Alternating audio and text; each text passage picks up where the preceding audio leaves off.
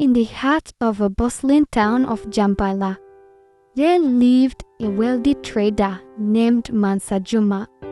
His fortune was the stuff of gold, rooms filled with shimmering gold, lustrous silver, and sparkling emeralds, all hidden behind a heavy door that no one dared to open.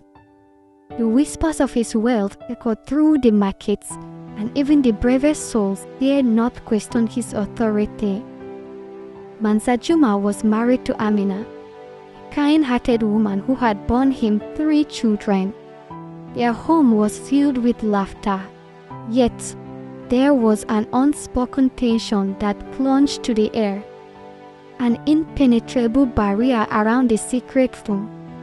Kuma had warned Amina time and again, "Do not enter that room. The treasures are not for the eyes of the unworthy." When Kuma took a second wife, Zuri, her beauty was renowned, but so too was her cunning. Kuma, enamored by her charm, treated her with the same caution, forbidding her from the treasures that lay behind the heavy door. Zuri's heart, however, burned with envy. How could her husband hoard such wealth while she lived a life of mere comfort? One sweltering afternoon, as the sun beat down on the marketplace, Mansa Kuma prepared to leave for a day of trading. Zuri feigned illness, clutching her stomach and groaning in a convincing display of suffering. "Please, my husband, let me rest," she pleaded. The merchant, unable to bear the thought of leaving her alone, decided she should stay behind. As the door clicked shut behind him, Zuri's eyes glinted with determination. She waited until the echoes of her husband's footsteps faded into the distance before she sprang into action. Knowing the layout of the house, she slipped quietly to her room, where she began to dig a tunnel with an old gardening spade she had hidden away. Her heart raced as she unearthed earth and roots, inching closer to the treasure room. After hours of grueling work, Zuri finally broke through the wall. The sight that greeted her was overwhelming. A sea of gold coins glimmered in the dim light, emeralds twinkled like stars, and silver lay in heaps, untouched by time. For a moment, she stood there, breathless, her greed transforming into exhilaration. This was not just wealth, it was power. She gathered large sacks, stuffing them with coins and gems, her hands trembling with excitement. The weight of her deceit pressed down on her, but the thrill overshadowed any remorse.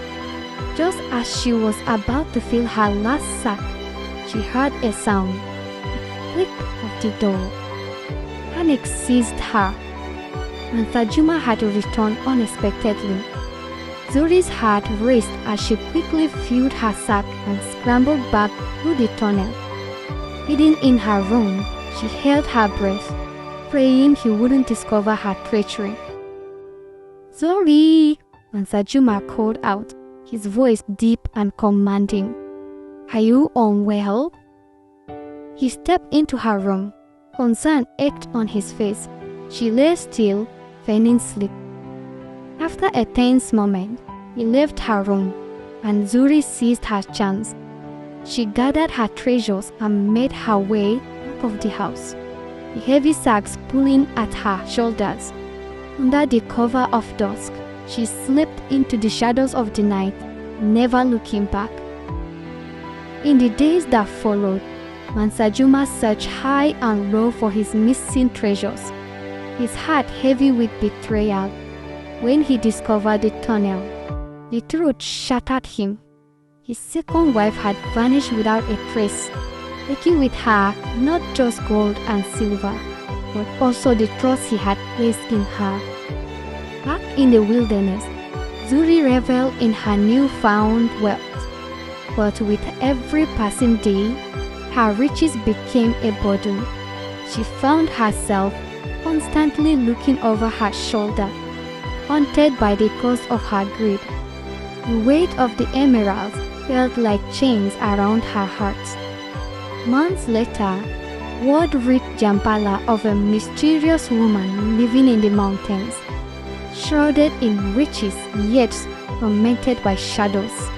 The town folks whispered of her beauty, but also of her mystery, how she had stolen from the one man who had loved her, only to find herself eternally fleeing from her own avarice. And so, the legend of Mansa Kuma lived on, a tale of wealth and betrayal that echoed through the ages, reminding all who heard it that the greatest treasures are not always those that glitter in the dark.